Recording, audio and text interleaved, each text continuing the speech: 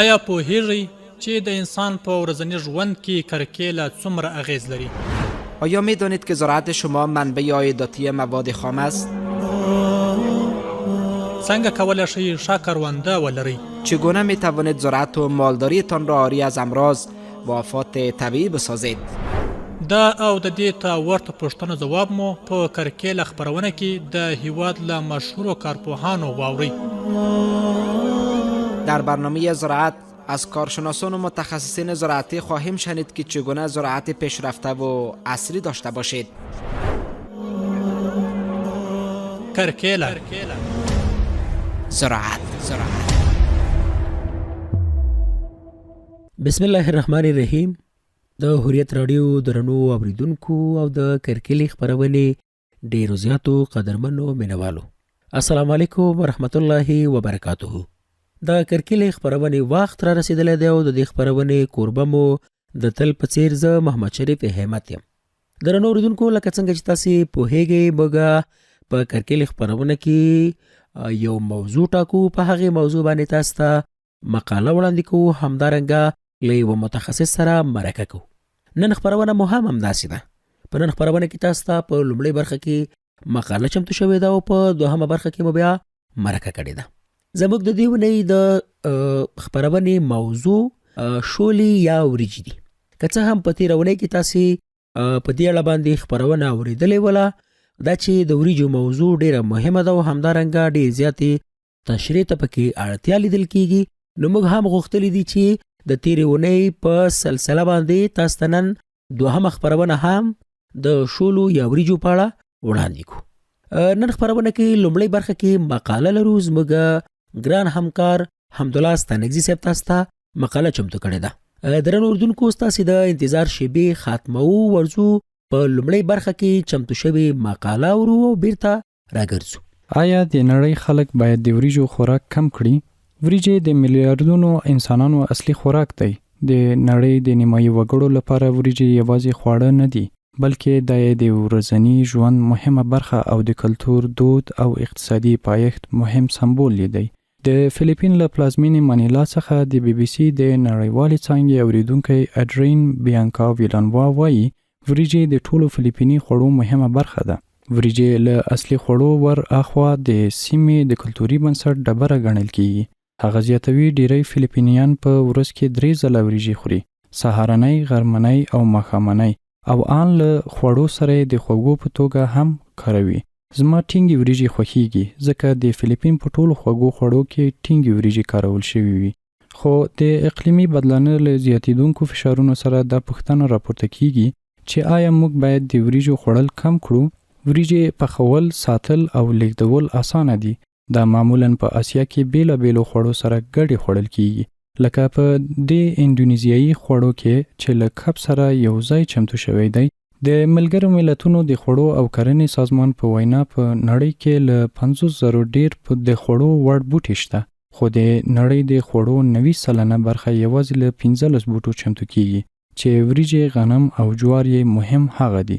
د وریجو د څېړنې نړیوال انسټیټیوټ ARRA عمومي رئیس ډاکټر ایوان پینټو وایي د نړۍ د نفوس له 50 څخه تر 55 سلنې پورې خلک د مهم یا مرکزي خوراک په توګه پر وریجو تکیه کوي. دا له نږدې 4 میلیارده خلکو سره مساوي ده چې هر ورځ د خپل لومړنۍ خوراک په توګه وریجې خوري. وریجې په پراخه کچه په جنوبي او جنوب ختیځې آسیا کې کرل کیږي، چې په افریقا کې هم تقاضا مخ په زیاتېدو ده او ځینې ډولونه یې په اروپا او لاتینی امریکا کې هم شته. خو په نړیواله کچه د ډېرو ښه کارېدونکو خوړو په توګه د وریجو واکمنۍ خپله بیه هم لري. هر یو کیلو وریجې له 3 تر 15,000 لیټرو اوبه غواړي. د وریجو د یو بریتانیا میشتې هسپانیوي شرکت ټیلډا مشر جین فلیپ وایي وریجې ډېر تږی نبات دی. ښاغلي فلیپ زیاتوي هر یو کیلو وریجې له 3 تر 15,000 لیټرو اوبه غواړي، چې دا خورا زیاتې دي. په ځانګړي ډول په سویلي او سویل ختیځ آسیا کې د وریجو بوټي تر ډیره په هغو ځمکو کرل کیږي چې اوبه پکې ډنډ وي. دا طریقه د وریجو د فصل د ودې لپاره ګټوره ده، خو په چاپیریال کې د اکسیجن کچه کموي چې د انیروبیک شرایطو په نامه پیژندل کیږي.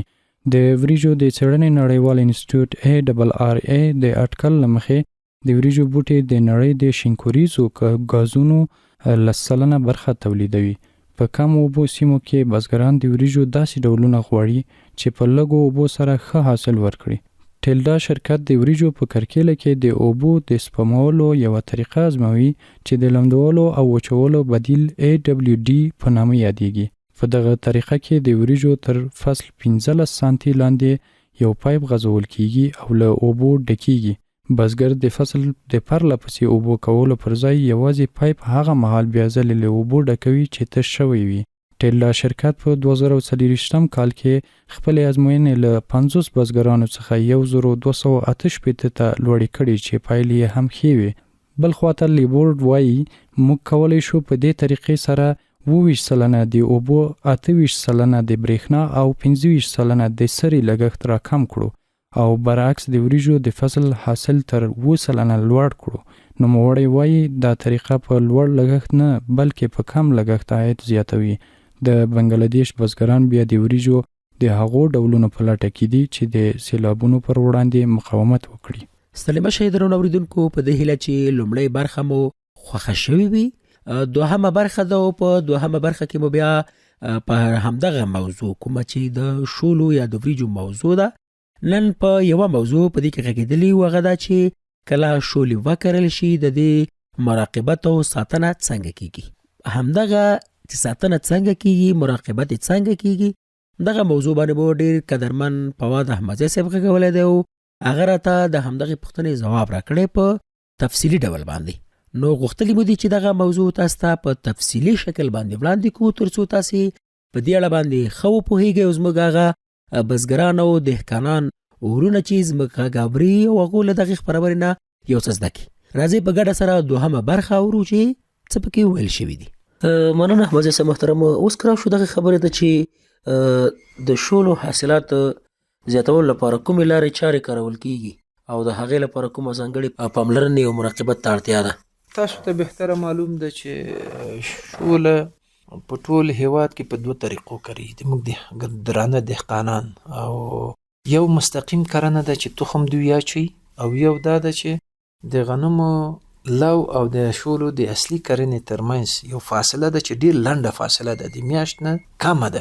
دغلته قوریه اچول کیږي او تخم په هغه کې قوریه کې پالل کیږي. یو محلي قوریه دي او یو ساینټیفیک علمي او نوي میتودونه دي چې د ښه نهالي د روزنې لپاره معیارونه مد نظر نیول شوي دي چې دا دواړه خپل تاثیرات په کرنه کې لري. که تاسو مستقیم کرنه کوئ دغلته په تخم پاشي اقتصادي نه د دهقان ته. یو خو د تخم اندازه په یو جریب کې د 28 کیلو نه نیولای مختلف دي، 25 کیلو 21 کیلو دهقانان دا تخم پاشي. که دا تاسو په 110,000 هکتار ځمکه کې محاسبه وکړي او موږ د وزارت زراعت د متخصصینو او هغه علمي لاسته راوړنو نتیجه دا ښیي چې موږ باید 10 کیلو تخم په یو جریب کې مصرف کړو چې په یو هکتار کې 50 کیلو ده. که دا تاسو د دهقان د مصرف سره پرتله کړئ نو 10 ته ګوره 10 کیلو ته ګوره، یعنی تاسو 2 چنده خپل تخم ضایع کوئ. که دغه تخم تاسو په ټول هیواد کچه کې خپل قسمه که زمینداران د ما غږ اوري عزیزان شوله کوي که 10 جریبه لري دې ته 100 کیلو تخم پکار ده او که دوی 300 کیلوګرام تخم پاشي 200 کیلوګرام نه چې تاسو وباسي تقریبا 10% ضایع د 200 وباسي سو پاتې کیږي. هلته 140 کیلو وریجه تاسو د خپل د کورنۍ د مصرف نه د دایرې نه وباسي او ضایع کوي چې دا ستاسو فردي او هم محلي او هم ملي اقتصاد د هیواد ته لویه ضربه ده. موږ محاسبه د وړوکي قشر د وړوکي دهقان نیولې تر خپل هیواد تر ټولو ارقام چې موږ چالي کړو که دې ته محاسبه وکړو موږ د دغه مصرف نه اغیزمن کیږو او ضایع او هم اسراف. د اسراف په اسلام کې هم ناروا ده. موږ باید خپل درآمد حفظ کو. نو شوله باید چې وشي 10 کیلوګرام تخم د یو جریب لپاره کفایت کوي. دا باید موږ څه وخت وکړو. ګرانو بزګرانو محترمو دهقانانو تاسو ډیر توجه وکړئ. د ثور په 9 یا د ثور په 4 تاریخ باندې که تاسو تخم واخلې 10 کیلو تخم پاک سوتره جمع کې په یو لوښي کې واچوي، یو تشت کې، یا د ویالې په غاړه کې کینی، دا پاک ومینځي اول ته چې دا خاوره او اضافي مواد ترې نه ایسته شي.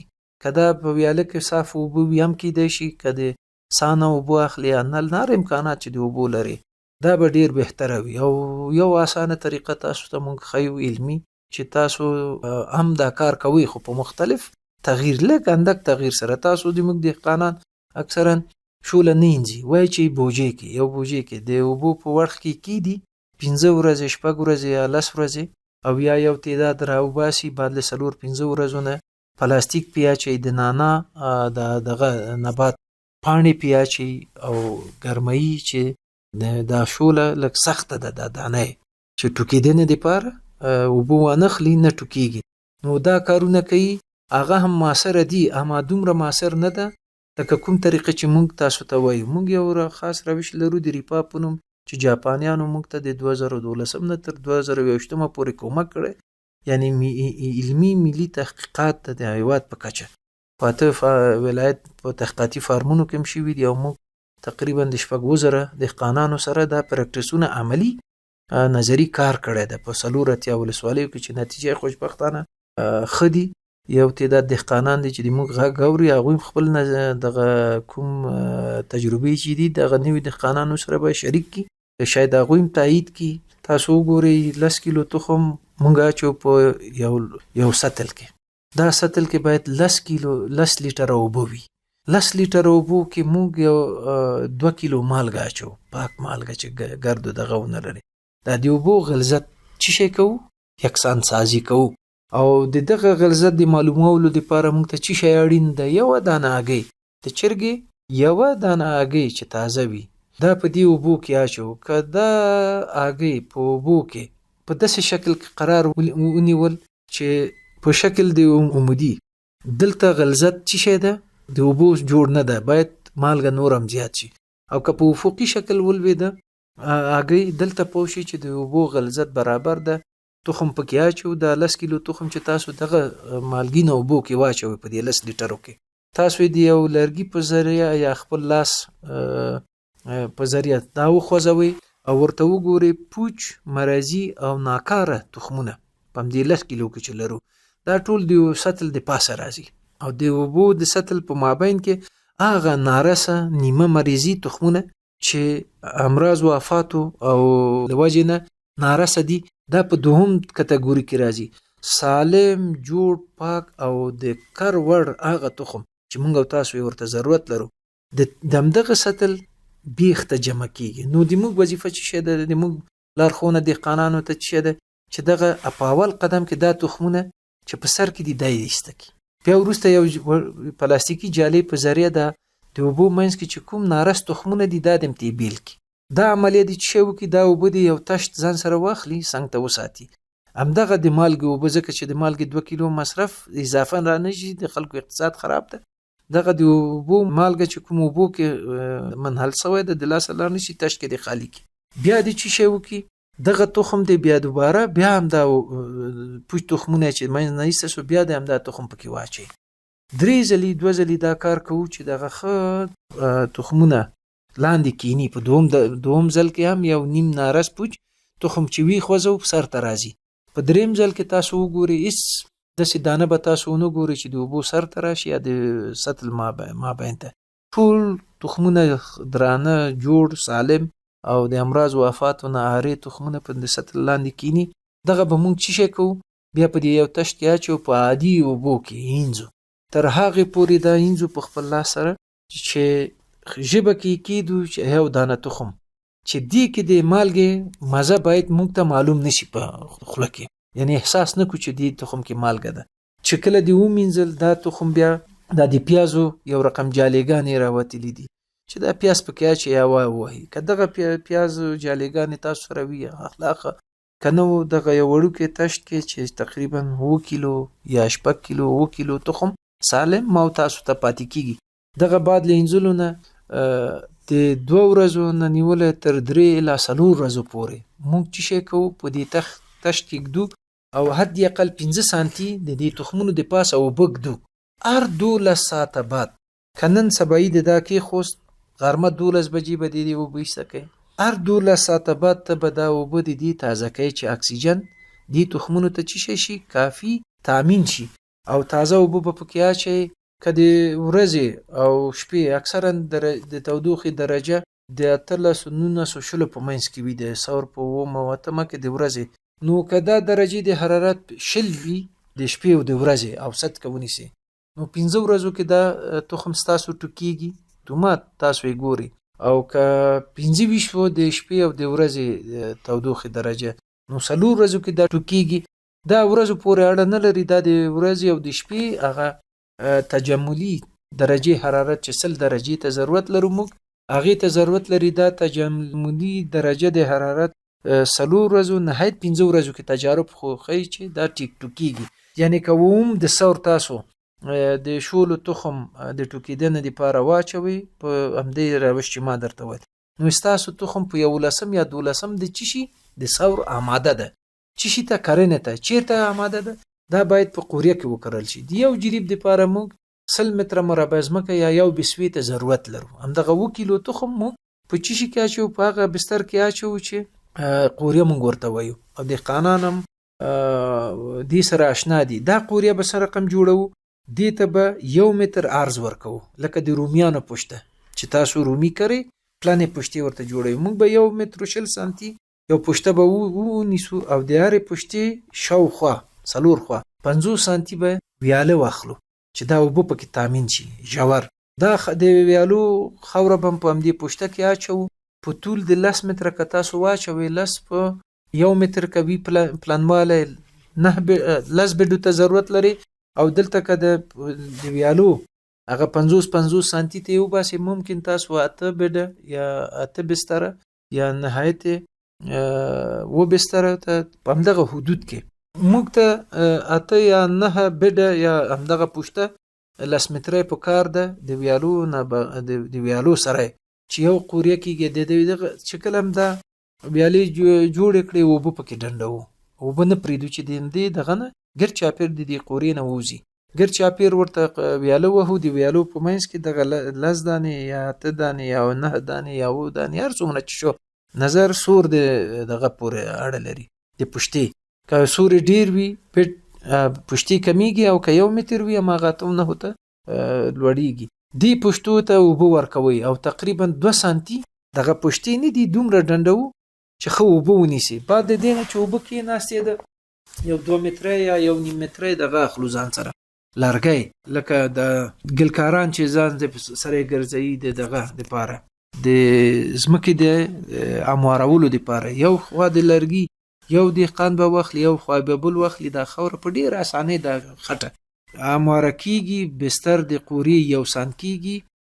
او دې ګټې چې شی ده، دا اوبه چې په قوریه کې 1 سانت جمع شي د تخمونو د خسا کېدو مخنیوی کوي. په اسانۍ اوبه کېږي، په اسانۍ یو نواخت ټول مواد ټول دغه کوم د شولو بوټي چې موږ غواړو وکرو تخمونه دې ته مساوي رسیږي. چې کله د بستر تیار شو آماده شو، په یاد مې دهقانانو ورونو همکارانو چې په بستر دغه قوریه کې موږ نه سپینه سره وهو نه تور سره وهو، صرف حیواني سره که کوم کراچي او د ضرورت و اچوي. او کنه مونږ تاسو اکثرا قوریه غس ځمکه کې انتخابو چې حاصل خیزه وي. نو دلته دې ګټو باندې مرازو چې ولې مونږ سپینه سره نه وهو. دې لپاره چې مونږ ولې سپینه سره نه وهو، دلیل دا ده چې نه سپینه سره وهو نه تور سره، چې البته منفي تاثیرات په چی باندې ده، په ریخه باندې ده. نو کله که تاسو تور یا سپینه سره ووهئ، ریخه تخریبوي، تور یا تور ته مایل رنگ پیدا کوي چې په دې باس کې بیا وروسته غږیږو. اوس تاسو چې بستر تیار شو، سپینه سره نه وهئ، تور سره نه وهئ، تخمونه یو نواخت د لاس په ذریعه په همدې ټوله ساحه کې چې بستر ترتیب شوی ده په دې باندې تاسو دا کرنه کوئ. او په لاس باندې ډیر نازک نری دا شی کوئ، اندکې فشار ورکوئ چې دغه 6 یا 7 کیلو تخم چې تاسو خالص کړی ده او باقی در سره پاتې ده، د دې نه کرنه په مساویانه توګه باندې په همدې ټول 10 بسترونه دي، که 8 دي که 9 دي، په دې اچوئ او د لاس په ذریعه اندک فشار ورکوي چې په دې خټه کې ولګیږي. دغه قوریه چې تاسو په 10 د سورو کرل یا تر 15 د سوره پورې مختلف دي، دا مواچو د یو میاشت نه زیات نه پرېږدي په پټي کې، او موږ نور سپینه او نه توره سره تر اخره ورته نه ورکو.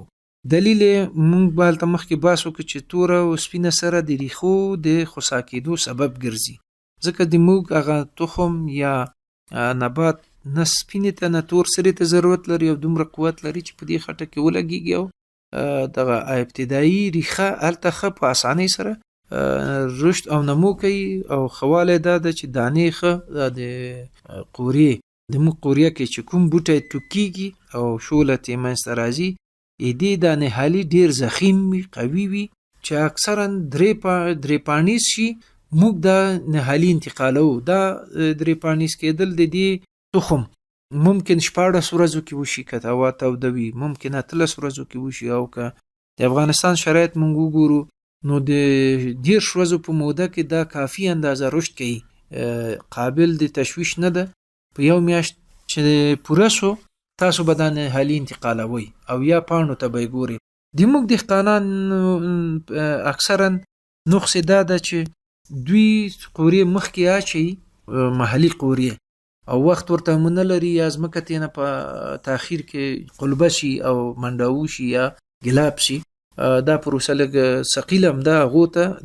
دا پروسه کې دوی چې شي کوي نهالي اچوي، نهالي 40 ورځې 45 ورځې په قوریه کې پاتې کېږي، حتی د ټیلرنګ یا فرعي ساقو د ایستلو په مرحله کې په قوریه کې وي. چې کله دوی دا انتقالوي هغه اصلي ساقه وچیږي، فرعي ساقې دا د وریجو خدایي د توانایي ورته خدای ورکړې ده چې دوباره شین کېږي وچیږي نه. دا فرعي ساقې وهي حاصلات کې فرق راځي. او د موږ چې کوم روش درته وایو چې یو میاشت کې انتقال که دی کې تاسو مقایسوي وکړئ خپل قوریه، خپل قوریې نه یو دوه دانې نبات چې تاسو په خپل محلي شکل کرلی ده، او د موږ قوریه چې د یو میاشت ده، او موږ وایي سره مه وهئ، تاسو اکثره سره وهي قد یې لوړئ. تاسو د یو دوه دانې ریښې راوباسئ، د ریښې نه د همدې کوم روش چې موږ درته کرنه ویلي دي او کوم روش چې دهقان کرنه کوي، که دا وباسئ ریښې د هغه تورې دي، خسا سوي دي، چې انتقاله یې وچیږي، بیرته د دې بندونو نه ده، دا دوباره ریښې وهي او دا توانایي لري شوله هلته پټي کې ژوندی کېږي.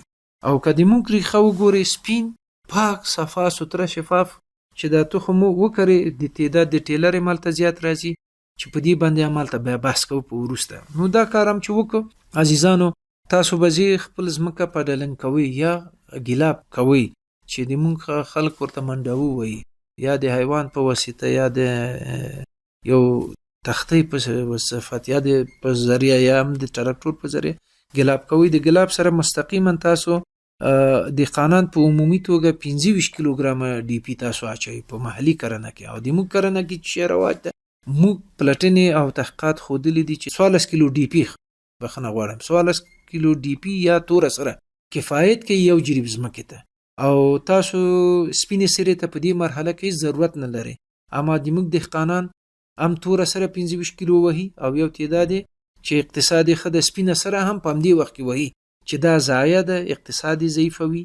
او د یو بوجې سرې قیمت تاسو وګورئ ګرانو بزګرانو چې د کرنې په وخت کې د 4.5 نه نیولې تر 6.5 پورې مختلف ده. که تاسو نیمه بورې سره وهئ، که 3,000 ما اخیستی وي 1.5 سو، او که مو 6,000 اخیستی وي 3,000 سو توره ډي پی، نو د دې مصرف پورته ده، ضرورت مست نشته نبات ته، یعنی هیڅ ګټه نه رسوي. تاسو دا سره چې زیات استعمالوي 25 کیلو درځي. نو که 14 کیلو اچوئ، دا ګوره که یو بوجې سره تاسو 3,000 اخلئ، نیمه بورې 1.5 سو، که 14مه برخه اخلئ، دا تقریبا 0 پوته جګیږي. ستاسو مصرف ټیټ که دا د تورې سرې، او هم د حاصل او مؤثریت زیاتوي. نو 14 کیلو ډي پی به ورکوئ ګلاب کې. چې کله نهالي کوئ، یو لګښت دلته په تاسو راځي په قطار کرنه کې. موږ ماشینونه ورکړي دي، ماشینونو استعمال په ولایاتو کې، په 8 ولایاتو کې ورکړي دي. دومره ماشینري مروج نه ده، او لایزر لیول هم نه ده ځمکې، او همواره نه دي، او په هغه شکل دهقانان نور ته ځمکې لکه نور نړۍ نشي آماده کولی. نو قطاري کرنې ته موږ په لاس باندې ترجیح ورکړی. تجارب ښودلی ده چې 10 سانتي د 2 قطارونو ترمنځ، یعنی د شمال نه جنوب خواته قطار تاسو وباسئ، او دغه قطارونه نه دي 10 سانتي به د دوه قطارونو ترمنځ فاصله ونیسي او د دوه بوټو ترمنځ یو موټی چې د موټي دی غاړه او هغه غاړه تاسو سانتي کې 10 سانتي راځي، یعنی 10 سانتي د دوه نباتو ترمنځ په قطار کې فاصله مد نظر ونیسي او د دوه قطارونو ترمنځ 10 سانتي. ولې موږ 10 سانتي وایو؟ موږ یو آله لرو جوړ شوی د لاسي آله ده د پوشویډر په نوم، چې دغه پوشویډر په ذریعه موږ 13 سانتي دی بر نیسو په دې قطارونو کې د ویټ کنټرول لپاره یا د ارزه ګایو د کنټرول لپاره ډیر موثره، اسانه او ارزانه ده. نو هغه د لپاره موږ 10 سانتي د مد نظر نیسو، تهویه پکې خنه صورت نیسي، باد خلګيږي او دغه خود شالي ډیر خسته رشد کوي په پټي کې. نو که تاسو د دوه قطارو ترمنځ فاصله 10 سانتي د دوه نبات ترمنځ 10 سانتي مد نظر ونیسي او سیده وکړي، پوشویډر چې د 3.5 نه تر 500 پورې د لرګوي جوړیږي، د 600 نه نیولې تر 1000 پورې میتالیک یا اوسپنیزي جوړیږي او ډیر اسانه ده. اکثریت موږ راوچ کړي په ولایتو کې کدا استفاده وکړي دي ګټي شي دي. کرنه کې تاسو وګورئ 1 متر مربع که په قطار تاسو کوي په 1 متر مربع کې 3 بوټي راځي د شولې. تاسو دهقانانو عزیزانو یو لرګی چې 1 متر وي 4 دانې لرګي غوڅ کې او چوکاټ ته جوړ کی چې چیرته تاسو قطاري کرنه کوي 3 بوټي پکې راځي ادي اکثر.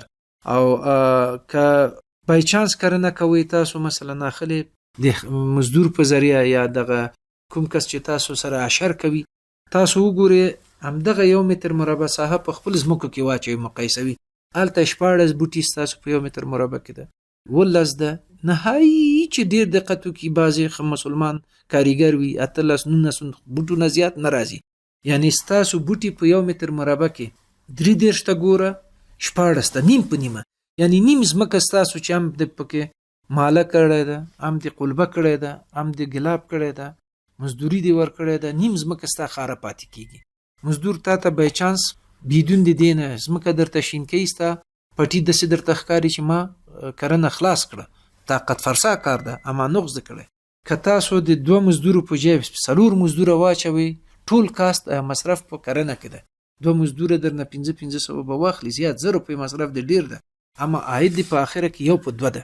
او مقایسوي مختوزه کزو چې دهقان ته موږ د زده کړو چې که تاسو قطاري کرنه کوي سہولتونه چی شي دي، تاسو شکل خیشاوه کوي په لاس په ذریعہ کوي، موږ یې د پوشویډر په ذریعہ کوو.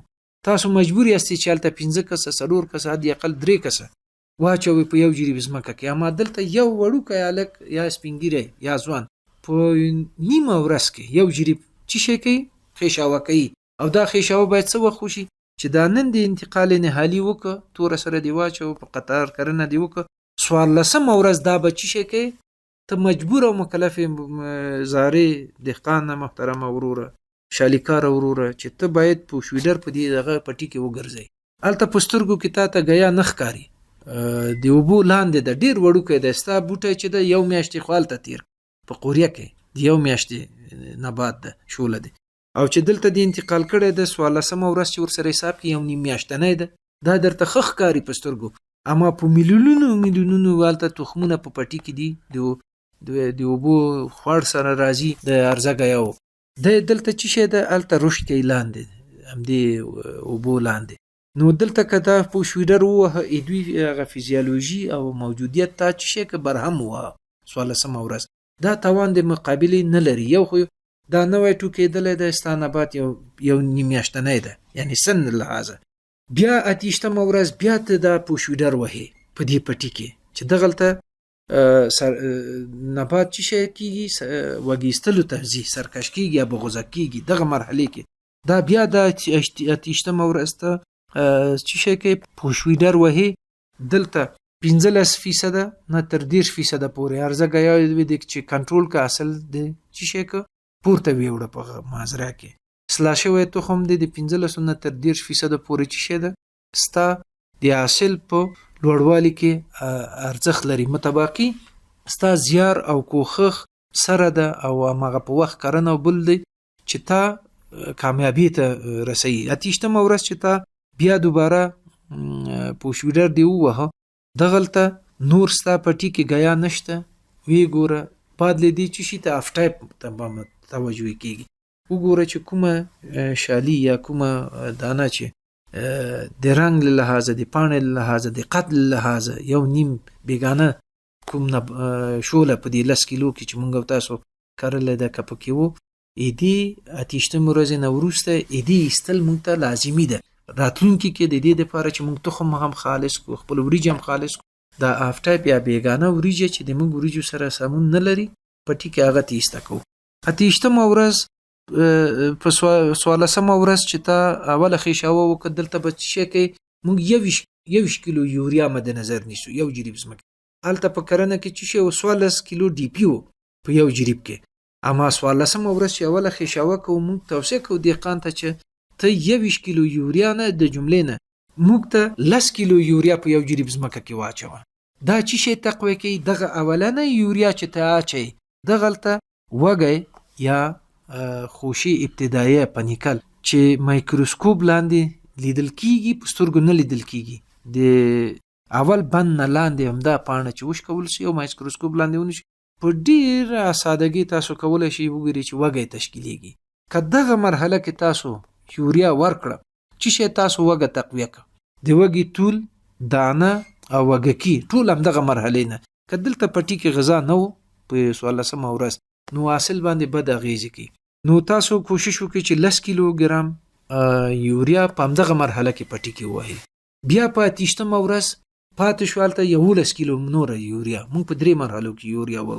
په 30 ورځ کې بیا 6 کیلو او 15 کیلو 6 کیلو یوریا چې پاتې د پم دی ټول پټي کې هغه نقاط ته یا چې ګوري شین وي د کمرنګ شین وي او یا هم مایل زیړ ته وي هغه ساحات ته دای 6 کیلو یوریا په ټول پټي ته رسو.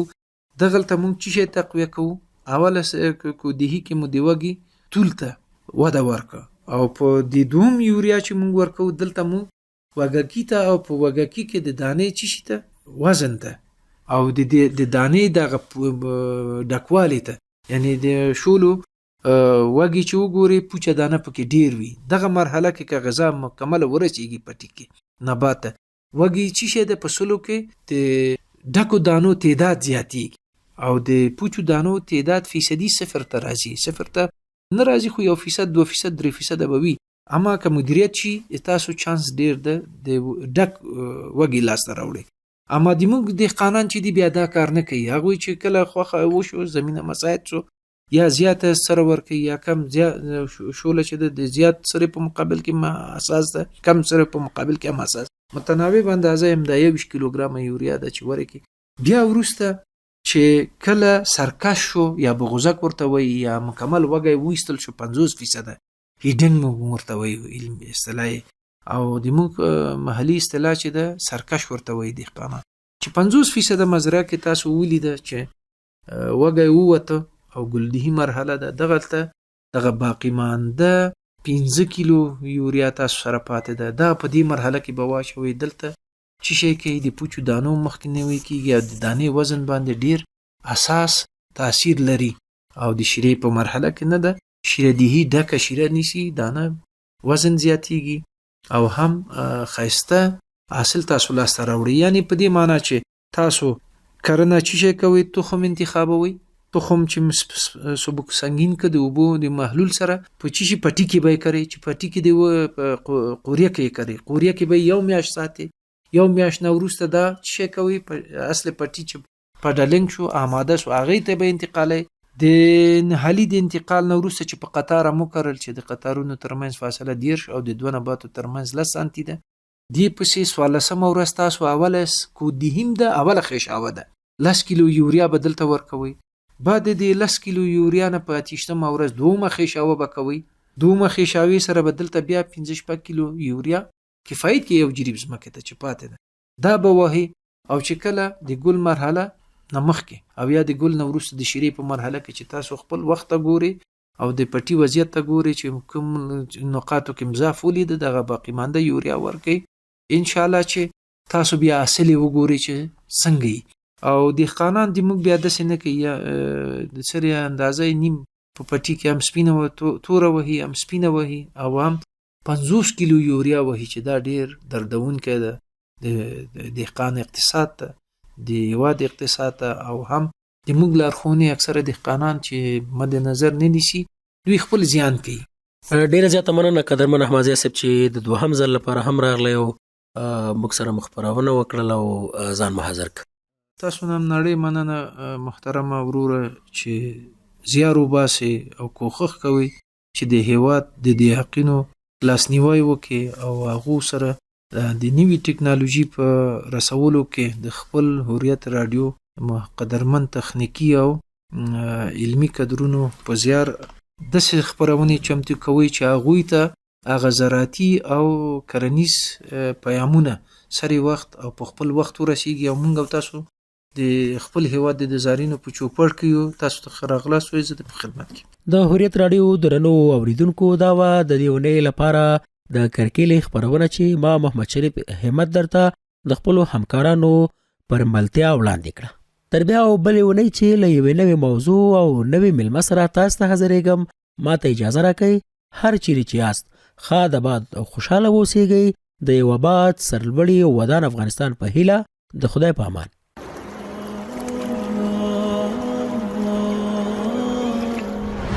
آیا پوهیږئ چې د انسان په ورځني ژوند کې کرکیله څومره اغیز لري؟ آیا می دانید که زراعت شما منبع عایداتی مواد خام است؟ څنګه کولی شئ ښه کرونده ولرئ؟ چگونه می توانید زراعت و مالداریتان را عاری از امراض و آفات طبیعی بسازید؟ دا او د دې ته ورته پوښتنو ځواب مو په کرکیله خپرونه کې د هیواد له مشهورو کارپوهانو واورئ. در برنامه زراعت از کارشناسان و متخصصین زراعتی خواهیم شنید که چگونه زراعت پیشرفته و عصری داشته باشید. کرکیله زراعت